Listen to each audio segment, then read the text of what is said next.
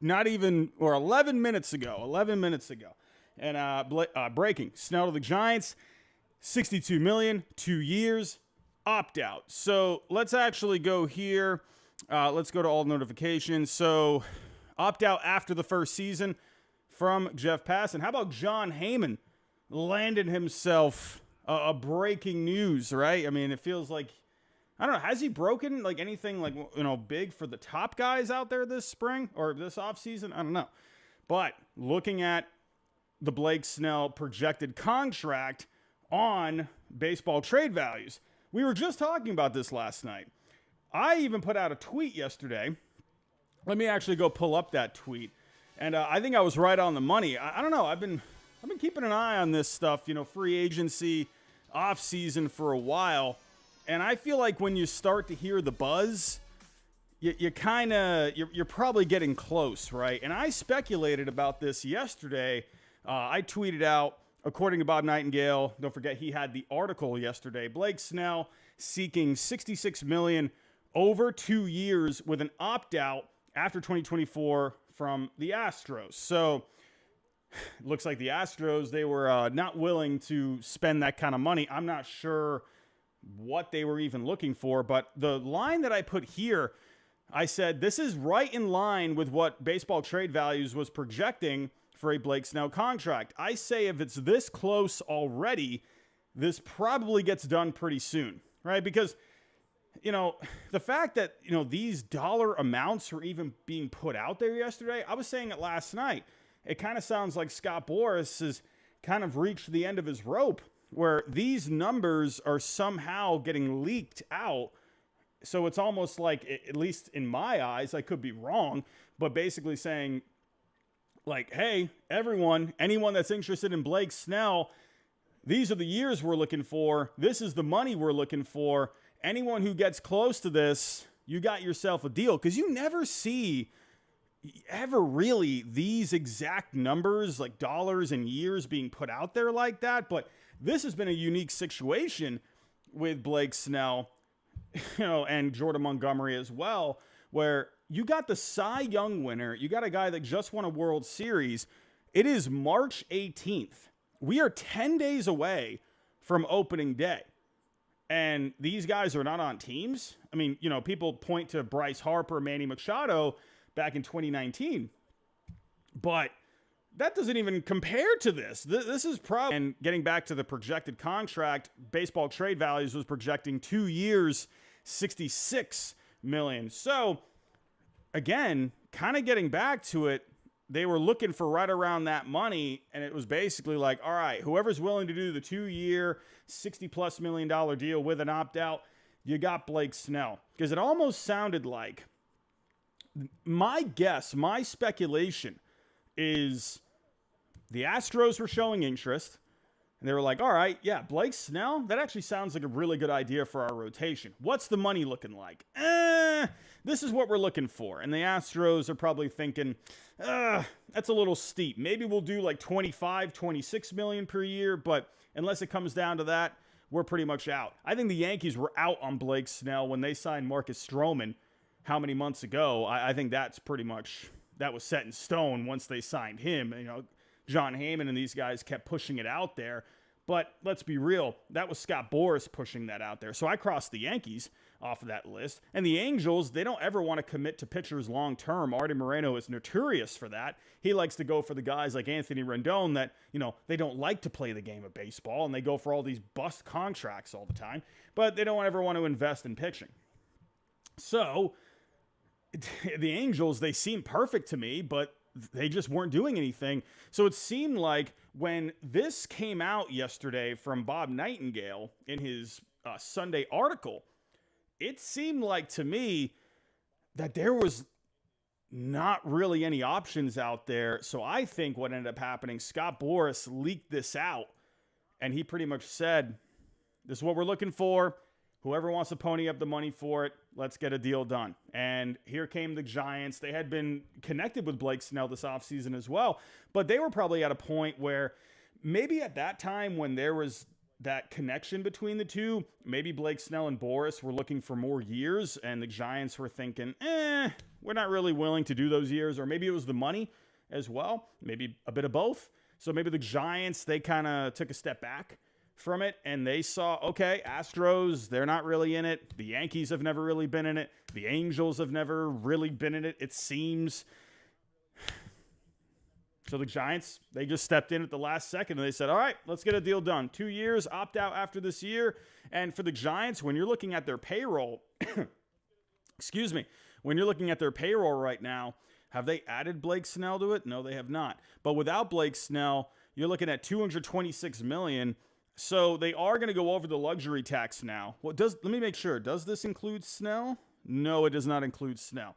So this is definitely going to be over the luxury tax now.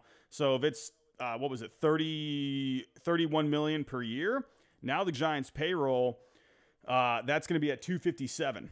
So they're actually going to be over that second luxury tax line at 257. So definitely a big investment for the Giants. But, I've had a lot of people actually, coming to me as well saying, Robbie, he's not worth that money. And we even saw a lot of people on, X yesterday and even other YouTubers out there saying, no, he's not worth that money. Scott Boras is asking for way too much. And I pulled up this projected contract right here. Oh, maybe Scott Boras went on Baseball Trade Values himself and saw what the contract should be, and he said, okay, this is what we're looking for. I'm kidding. Maybe. Who knows? I do know firsthand that there's an agent or two out there that maybe knows a thing or two about baseball trade values. That's all I'm going to say on that. But very clear to me, this is worth it, right? At least on a short-term deal. I had a lot of people saying, Scott Boras, he's asking for way too much still. I disagreed with that. When those numbers came out, that sounded fair to me, because when you look at Blake Snell in terms of his value over the last couple of years, he has been worth roughly an average of around $30 million per year over the last couple of years. And we talked about this on last night's show. If you go to Fangraphs, you go look at the value. Right, last year he was worth $33 million, and then 2022 he was worth right around $29 million. So combine those, spit out an average right around $30 million. Actually, I mean, if I were to do some quick, I can't do math in my head really. So 29, 33, that's hilarious. That is actually hilarious. When you add those two up and divide it by 2, that is 31 million on the dot. I'll just round up 28.7 to 29. Round up 32.8 to 33. So 29 plus 33 equals $62 million. He just got a 2-year, $62 million contract. I mean, listen, no one wants to listen to me when it comes to these values and everything. And I don't know what else to tell you. That literally is the exact number, pretty much right on the dot, of what his value has been the last couple of years. I'm just saying.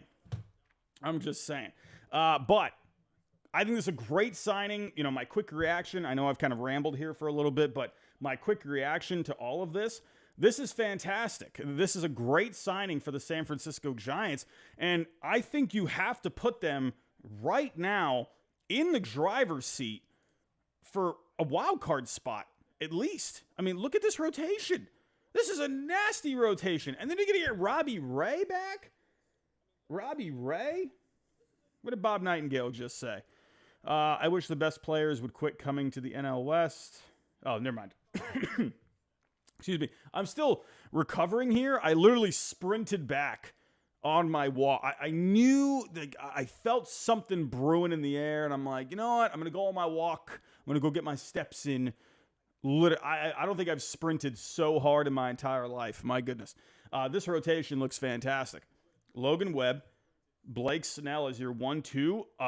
I'm sorry, but in the playoffs, I don't want to go up against that. That is nasty. What a 1-2 punch that is. And then you're going to get Robbie Ray around the All-Star break. I mean, what a 1-2-3. You're going to have Robbie Ray as your number 3. The Cy Young winner is going to be your number 2. What is Susan Slusser saying? Susan Slusser, what are you saying? I don't ever... Hold on. Is it actually something good? Or is it just some kind of like speculation sort of stuff? What is Susan saying?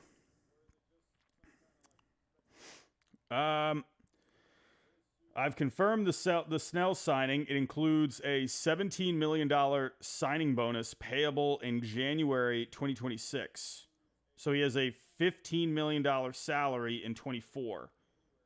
Okay, so he's not going to get a full salary this coming year, but he's going to get $15 million this coming year. So I wonder how that works when it comes to the AAV. That's interesting. So let me actually pull that up just in case you didn't see what I was just saying. Everyone, while I'm pulling this up, if you can, hit that like button for me. I'll greatly appreciate it. You know, hey, just saying, it helps with the algorithm. Susan Slusser, here we go. She's saying here, I've confirmed the Snell signing. It includes a $17 million signing bonus payable in January of 26, $15 million salary in 24. So I guess I just want to know, what does this mean for I don't know how that works exactly for the AAV, like when it comes to signing bonuses, right? So let's see. Have they adjusted the payroll on here? I think Fangraphs, they're still trying to figure this out too, probably, because they've already added Blake Snell into the rotation here. And so I guess we're going to have to wait and see on the actual payroll implications of how that's going to work, because he's not going to be making $31 million this year. He's going to be making $15 million this coming season. Find that interesting, right? But either way, Blake Snell is a San Francisco Giant, and I love this move. I think it's...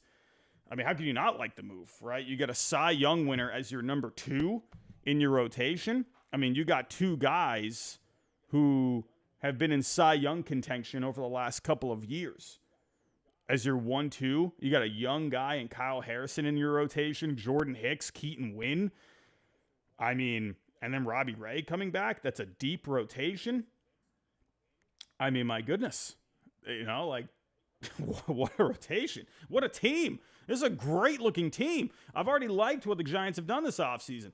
You added a good bat for the top of the lineup in Jung-Hoo Lee. You added a middle-of-the-order bat in Jorge Soler. You added a little bit of pop with Matt Chapman, but you improved yourselves defensively.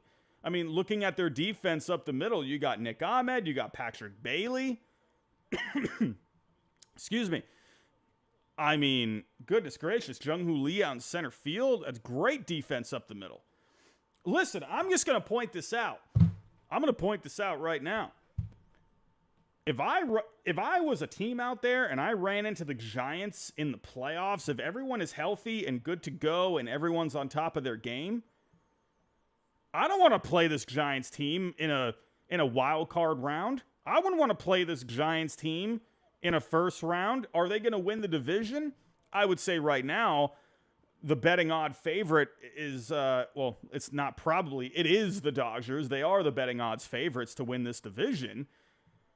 And I would probably agree with that. I would think the Dodgers, they're just so deep in just every part of their team. But you have to remember, it's your 1-2 punch that can carry you through the playoffs. And I think guys like Logan Webb and Blake Snell can easily carry this rotation. I wouldn't want to go up against this Giants team in the playoffs. I'm just saying. Alex Cobb, what's the word on him too? I mean, he's been pitching pretty well lately. So you're going to see him back at some point. He got hip surgery in the offseason, so that's going to be another guy that you're going to bring back. So you're going to have so much depth. I don't know, man. I think this Giants team is pretty dangerous. If they, playoff-wise, I think they're very dangerous if they make it there. I think they have a very good shot to make it. Of course, you never know how the regular season can turn out, right? But right now, I like the way the Giants look, and I think I'm booking them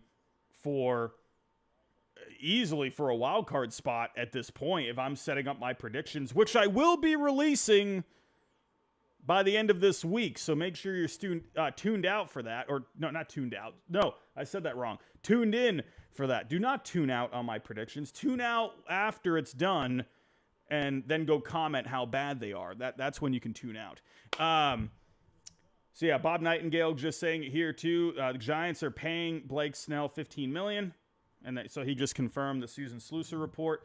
Wow, what a move here. I'll be honest, I was kind of getting to a point where I was starting to feel like the Giants were pretty much content. I love this, right? You know, we've seen for so long where the Giants have had trouble really landing all of that talent.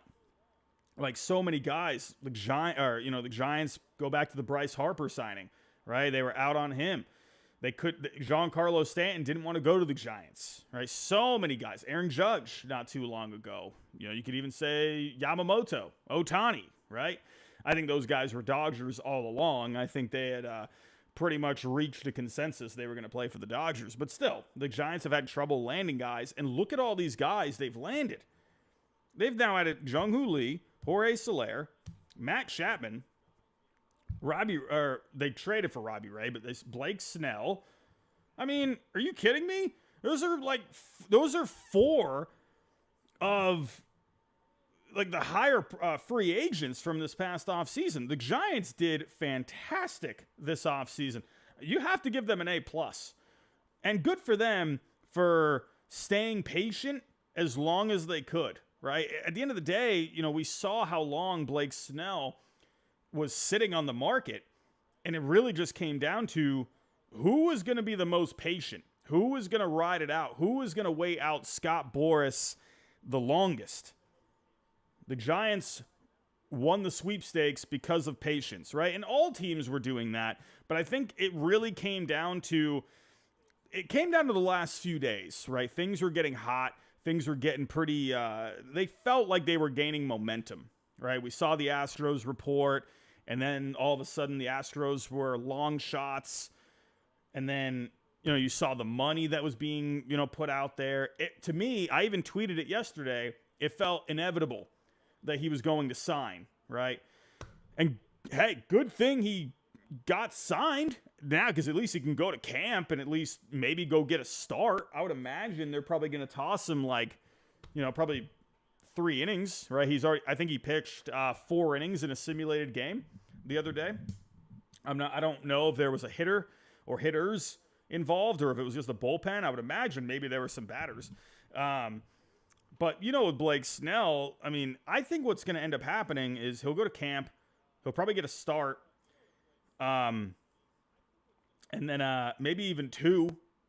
I mean, because you got to think, we're kind of running out of I would think he's going to get 1 start before spring training ends, and then they'll probably just push his start maybe to like excuse me, I'm still dying over here. If you didn't hear, I literally sprinted back here because I was outside taking a walk. I wonder if they do go with Blake Snell for game 2, because you got to think it's the 18th. He just signed, so he'll get to camp probably tomorrow, and then so yeah, you basically have a week. So I think he'll get 1 more start. And then maybe, you know, that first start of the year, maybe they only put him in there for 4 or 5 innings. You know, probably even 4 innings. I could see them doing that, right? Ramping him up over the first few starts of the year, increasing his pitch count over that time. So, overall, great move. Great move. The Giants are looking like a dangerous team. They're looking like one of those teams you would not want to run into in the playoffs.